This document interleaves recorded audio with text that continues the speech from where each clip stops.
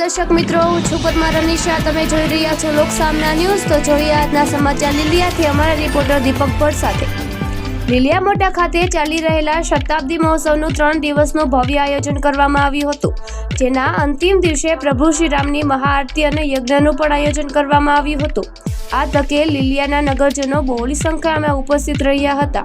ત્યારે યજ્ઞકુંડના દર્શનાર્થ આવેલા મામલતદાર એચવી વડા સાહેબ તેમજ વી.કે. મહેતા સાહેબ, નાયબ મહેસૂલદાર શ્રી આર.એમ. અંધલિયા, નાયબ પુરવઠા મામલતદાર તેમજ સ્ટાફ સાથે ઉપસ્થિત રહ્યા હતા.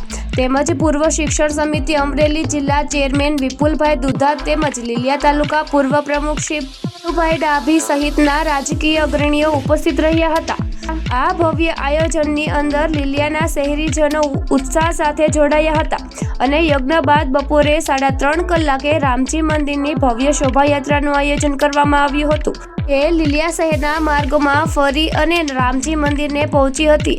આ ભવ્ય શોભાયાત્રા દરમિયાન લીલિયાના પીઆઈ એમડી ચાલુંકે સાહેબના માર્ગદર્શન નીચે ચુસ્ત પોલીસ બંદોબસ્ત ગોઠવવામાં આવ્યો હતો, જેમાં જીઆરડીની બહેનો, હોમગાર્ડ જવાનો સહિત લીલિયા પોલીસ સ્ટાફ ખડે પગે રહ્યો હતો.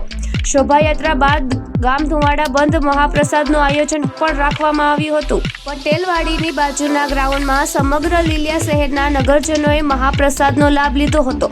આજે સાથે જય જય શ્રી રામના નારા સાથે સમગ્ર લીલિયા ગામ ગુંજી ઉઠ્યું હતું. આ ઐતિહાસિક કાર્યક્રમને ખૂબ સરસ અને સુંદર રીતે સફળ બનાવવા માટે લીલિયા રામ સેવા સમિતિ દ્વારા અલગ અલગ કમિટીઓ બનાવવામાં આવી હતી. તેમજ લીલિયા શહેર પણ સાથે અલગ અલગ સેવાઓમાં જોડાયેલું હતું.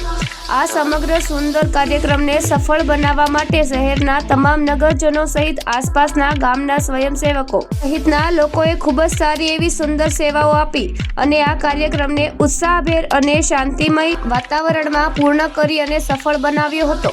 કાર્યક્રમને સફળ બનાવવા માટે તમામ સ્વયંસેવકો અને ગ્રામજનો એક સાથે મળીને આ કાર્યક્રમને સફળ બનાવ્યો હતો. લીલિયા રામજી મંદિરના 100 વર્ષ પૂર્ણ થતા શતાબ્દી મહોત્સવનું ભવ્ય આયોજન સાથે 3 દિવસની કાર્યક્રમ સુંદર અને સરળ રીતે યોજાયો હતો. આ અવસરે રામ સેવા સમિતિ દ્વારા સમગ્ર કમિટીના મેમ્બરો જે આજે ઉત્સાહમાં અર્થાત મહેનત સાથે પોતાની ફરજ નિભાવીને સેવા આપી રહ્યા હતા, એ સર્વ કમિટી મેમ્બરો સહિત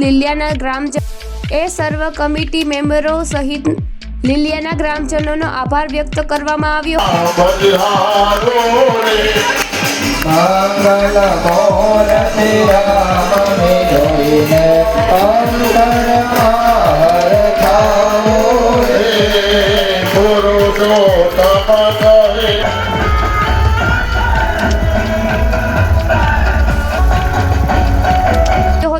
તો ફરી મળીશું એક નવા સમાચાર સાથે. ત્યાં સુધી જોતા રહો લોકસામના.